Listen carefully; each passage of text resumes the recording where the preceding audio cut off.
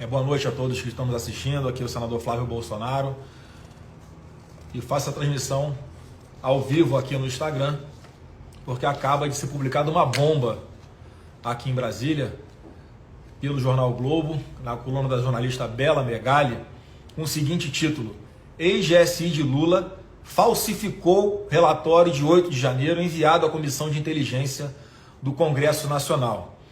O que aconteceu? O ex-GSI de Lula, aqueles que todos viram nas imagens, tratando muito bem aquelas pessoas que invadiram o Palácio do Planalto para promover depredação de patrimônio público, né, como se fossem convidados nobres para ingressarem lá no Palácio.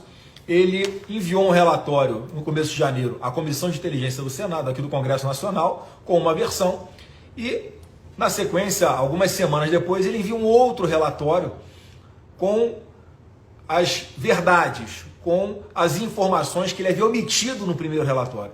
Então é legal ler uns trechos aqui da reportagem para que todos entendam perfeitamente que as nossas suspeitas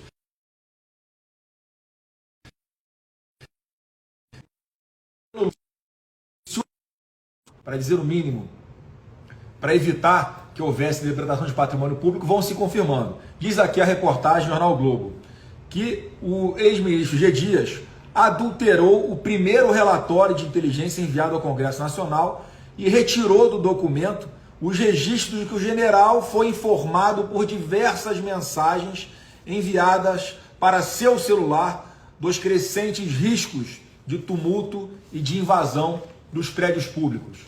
No primeiro documento, entregue à comissão no dia 20 de janeiro e assinado pelo diretor adjunto de G. Dias, chamado Saulo Moura da Cunha, não traz os 11 alertas que o ministro recebeu no próprio telefone celular entre os dias 6 e 8 de janeiro sobre as movimentações.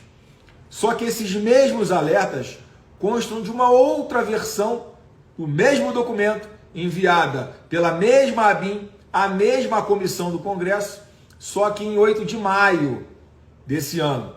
Agora com o GSI, já sob o comando de outro general, o Marco Antônio Amaro dos Santos.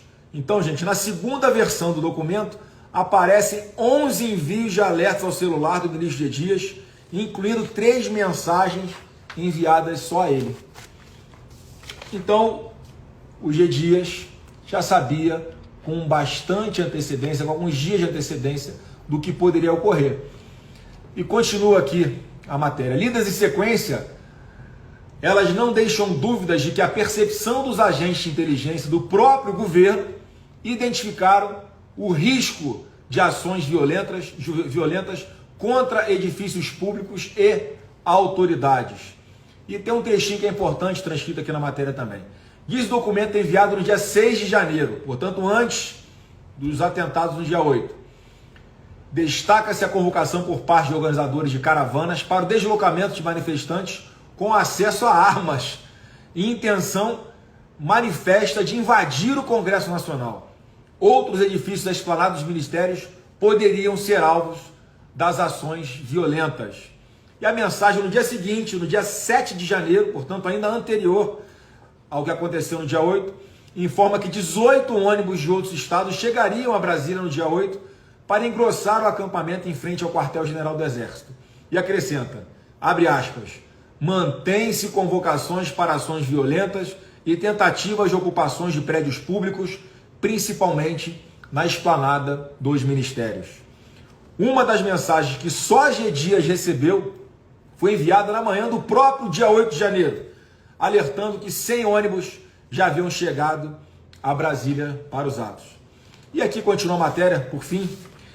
O ministro também negou em depoimento à Polícia Federal ter recebido os alertas da ABIN sobre os riscos de invasão e ataques aos edifícios sede dos três poderes. Portanto, o ex-ministro Lula mentiu em depoimento ao GSI.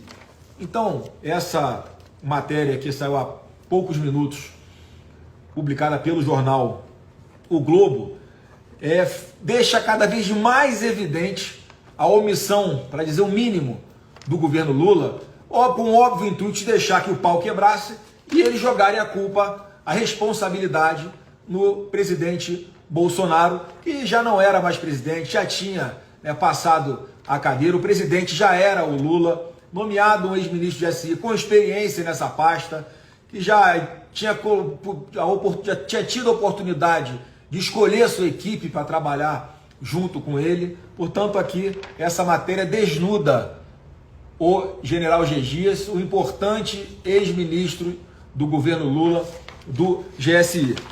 E, gente, até hoje tem pessoas presas porque, por exemplo, fizeram videozinho do lado de fora do Congresso Nacional. E se o mesmo critério for utilizado agora, é para o ex-ministro Lula G. Dias ser preso imediatamente. Certamente.